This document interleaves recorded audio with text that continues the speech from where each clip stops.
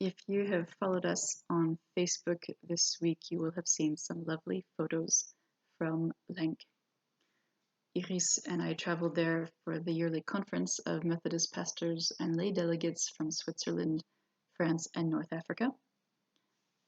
Ever since the 18th century, Methodist leaders have gathered together each year to share news, to make decisions together, to honor those who have died in the past year, to honor those who are retiring, and to welcome and ordain new colleagues in ministry. But it's not just about politics, though wherever people gather, politics are not far behind. It's one part family reunion, one part spiritual nourishment, and one part decision making. And what I so appreciate about this tradition is the emphasis on communal decision making as a spiritual practice. Conferencing has historically been viewed as a holy activity and an expression of love and solidarity. And it's also viewed as an activity where God is at work. There are lots of Irish prayers for ordinary activities in daily life, like milking the cows or sweeping the floor. It's a bit the same with Methodists, who expect to encounter God even in the middle of a discussion about statistics and megatrends. This year, I was struck by how many times Village Mosaic was mentioned during conference reports. We were mentioned in financial reports because the Methodist Church in Switzerland has funded our building renovation, and because we receive an important financial support for the first 5 years to help Village Mosaic get off to a good start. We would never have been able to embark on this adventure without these financial and material resources. And it's so encouraging to know that the Methodist Church in Switzerland shares our hopes and dreams and wants to see this community flourish. But we were also mentioned several times because of our emphasis on doing things with people instead of only doing things for them. And the shift in culture from doing for to doing with was actually an initiative of the annual conference that inspired us in the shaping of our village mentality. When we do something for someone else, this implies a certain imbalance of power and of intrinsic value.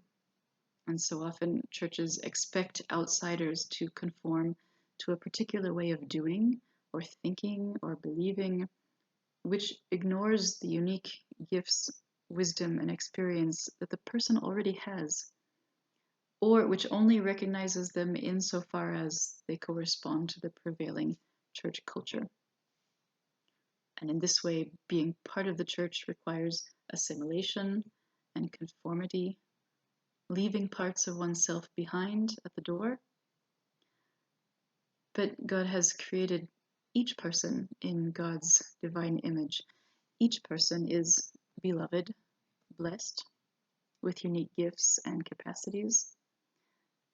So is it not then the church's job not to be an exclusive club, but a resource, a place where these gifts can be used and developed, a place where people can gather to love and to learn and to be nourished, a place where differences enrich our understanding of the beautiful complexity of God's creation, of the radical diversity of Christ's body, and the challenging creativity of the Spirit.